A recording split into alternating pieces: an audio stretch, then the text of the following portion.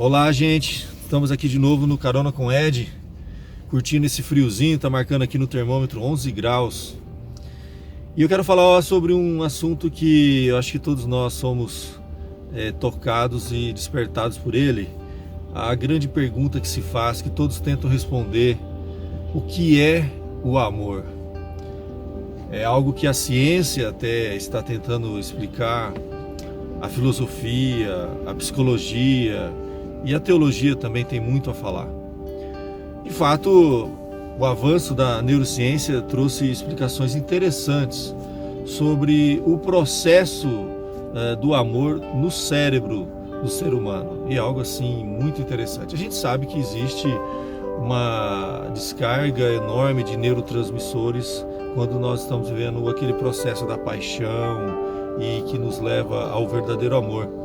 Por exemplo, a neurociência hoje explica claramente, comprova cientificamente que no momento em que nós conhecemos uma pessoa e nos despertamos por aquela pessoa e, como nós chamamos, apaixonadamente, por aquela pessoa, há uma descarga muito grande de um neurotransmissor chamado dopamina, em que toda aquela euforia, aquela sensação de prazer que aquela pessoa nos dá, causada justamente por essa descarga desse neurotransmissor.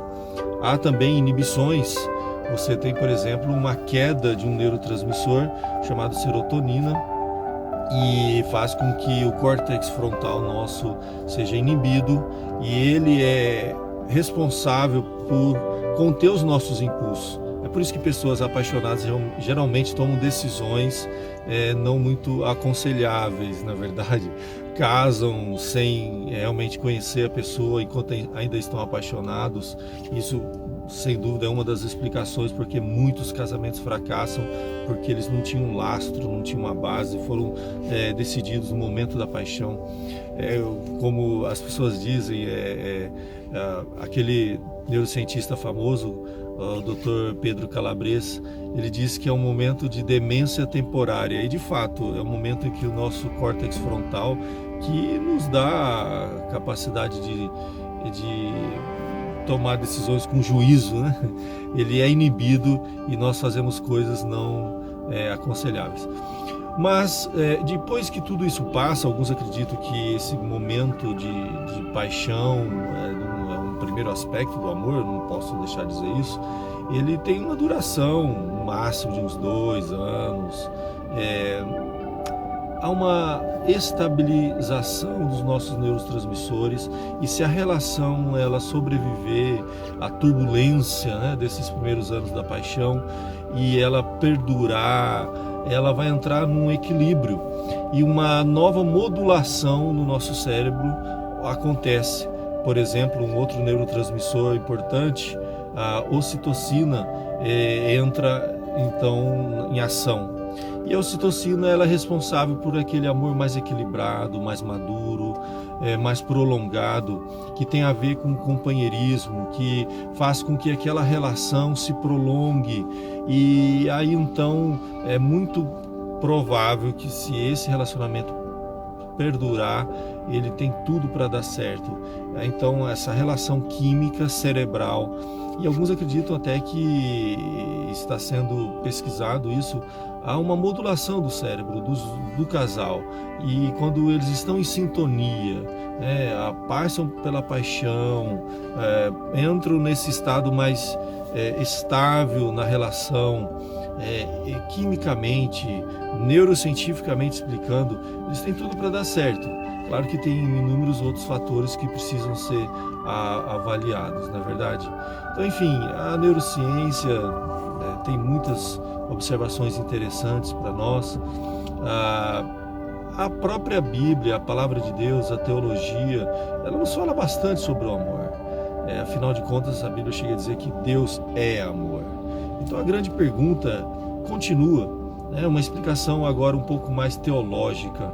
É interessante, por exemplo, que na palavra de Deus, o Novo Testamento é escrito em grego, e o amor, ele é realmente algo tão complexo, rico, que existem no grego 3 palavras para descrever o amor, que hoje, com o avanço da ciência, a gente encontra paralelos. Por exemplo, existe o amor eros, daí vem a palavra erótico, que é justamente aquele primeiro período da paixão, em que nós já entendemos o que acontece no cérebro humano, e a Bíblia fala desse amor. Ele é importante, e por mais que aquele nível mais desequilibrado da paixão passe, o amor erótico, no sentido da atração, de desejo, ele deve perdurar na relação, e ele é importante. Depois disso entra o que a Bíblia, o termo grego é muito usado, que é o amor filéu, que é o amor do companheirismo, da estabilidade, da parceria, que também tem explicações neurocientíficas para ele. E há, por fim, um nível mais elevado do amor, que é o amor ágape. A ciência não fala muito sobre esse amor ágape, mas a Bíblia fala bastante sobre ele. Por exemplo, a Bíblia diz que o amor de Deus por nós, ele é essencialmente esse ágape, que é o amor sacrificial, que é o amor que vai além, que passa todas as fronteiras. É quando nós não amamos uma pessoa condicionalmente ou racionalmente, nós amamos sacrificialmente. É quando nós dizemos assim, nós amamos aquela pessoa apesar de. É quando nós já conhecemos todos os seus defeitos. Nós já não temos aquela paixão que inibe o córtex frontal, que nos faz idealizar uma pessoa que não existe. Nós conhecemos realmente quem é aquela pessoa, todas as suas qualidades, os seus defeitos, e nós passamos por todas as etapas do amor e estamos agora num nível mais elevado. A Bíblia faz até uma comparação do amor de Deus e nos convida a amar o nosso próximo com esse amor, e de modo muito especial na relação amorosa mesmo de um casal. A Bíblia chega a dizer assim que os maridos devem amar suas esposas como Cristo amou a igreja, de forma sacrificial. E a palavra de Deus nos fala que Deus amou o mundo de tal maneira que deu o seu Filho unigênito para que todo que nele crê não pereça, mas tenha vida eterna. Então a gente vê que esse amor ele se confunde, né? E realmente é o nível mais elevado de amor que Deus tem pelo ser humano, um amor sacrificial, um amor que dá a própria vida e convida a gente a amar as pessoas nesse nível elevado de amor. O que é o amor? É algo que brotou no coração de Deus, é a essência do próprio Deus, e é um privilégio muito grande nós, seres humanos, usufruirmos disso e colocarmos em exercício isso, amando a Deus e ao próximo, como diz a palavra de Deus, acima de todas as coisas, amando o nosso Deus e o nosso próximo como a nós mesmos. E que Deus te abençoe muito para que você encontre esse amor em Deus primeiramente e também no próximo, e especialmente você encontre essa pessoa que vai despertar em você esses neurotransmissores, pode ser, mas muito mais do que isso, que seja realmente dentro do propósito de Deus a pessoa que você poderá amar para o resto da sua vida. Um beijo e até o próximo vídeo, se Deus quiser.